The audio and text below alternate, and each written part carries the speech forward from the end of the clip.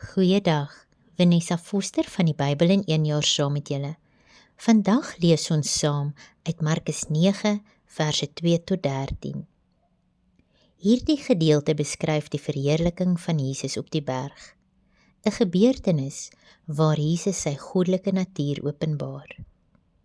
Ons sien dat Petrus, Jakobus en Johannes Jesus vergesel, en dit is ook dieselfde 3 disippels wat vroeër in Markus 5 vers 37 saam met Jesus by die opwekking van Jairus se dogter was, en later ook saam met hom in die tuin van Getsemane sou wees. Ons kan lees in Matteus 26 vers 37.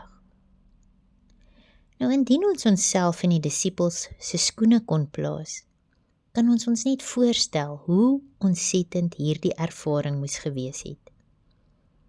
Terwyl hulle alleen saam met Jesus die hoë berg uitklim, vind daar skielik iets buitengewoon plaas. Jesus se voorkoms verander. Sy klere word skitterend wit en hy verskyn in heerlikheid. Nou terwyl hulle probeer sin maak van dit wat nou net gebeur, verskyn Elia en Moses ook voor hul oë en hulle praat met Jesus. Nou soos ons weet, is Elia in 'n warrelwind opgeneem in die hemel en hy verteenwoordig die profete en Moses het die wet verteenwoordig. Nou dit was baie vreemd vir hulle om dit te kon sien. Nou die disippels het nou met ontzag en vrees vervuld gestaan. Hulle het Jesus geken as 'n mens, maar nou word sy goddelikheid aan hul geopenbaar. Hulle sien vir Jesus in sy goddelike heerlikheid as die gesalfde seun van God. Nou Petrus is oorweldig deur dit wat voor sy oë gebeur. En nou stel hy voor dat hy 3 hutte bou. Een vir Jesus, een vir Moses en een vir Elia. Wanneer ons Markus 9 vers 6 lees, sien ons dat Petrus regtig nie geweet het wat hy sê nie.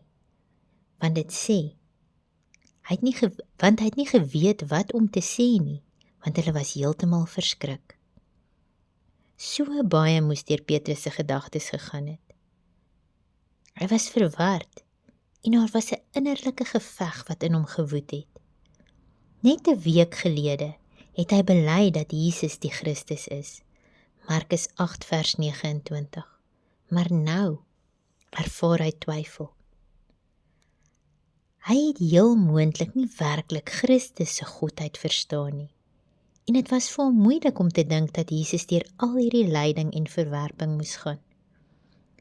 Sien, hy wou Jesus se verheerliking as iets aardsgedrewe vasvang, moontlik as 'n aardse verlosser, eerder as 'n lydende Messias. In daardie oomblik verskyn daar 'n wolk wat hulle oorskadu, 'n simbool van God se teenwoordigheid en heerlikheid. En uit hierdie wolk klink God die Vader se stem. Dit is my geliefde seun, luister na hom. Nou hierdie woorde bevestig Jesus se goddelike gesag. Die wet wat deur Moses verteenwoordig was en die profete wat deur Elia verteenwoordig was, moes plek maak vir Jesus. Die een wat die nuwe lewende weg is en 'n vervulling van die wet en die profeseë. In vers 9 gee Jesus aan die disippels 'n opdrag om niemand te vertel wat hulle gesien het voordat hy uit die dode opgestaan het nie. Nou hoewel hulle onder mekaar geredeneer het oor wat uit die dode opstaan beteken, het hierdie ervaring hulle diep getref.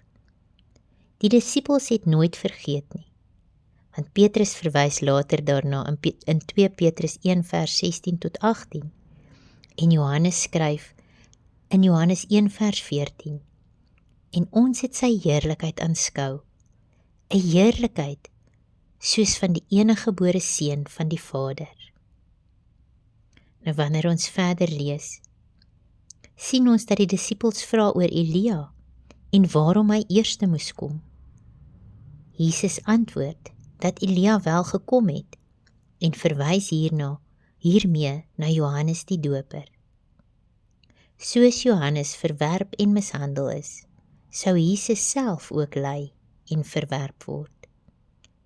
Nou Jesus se woorde bevestig die profesie van Jesaja 53, waarin die lydende dienaar beskryf word, die een wat die sondes van die mensdom sou dra, Jesus Christus.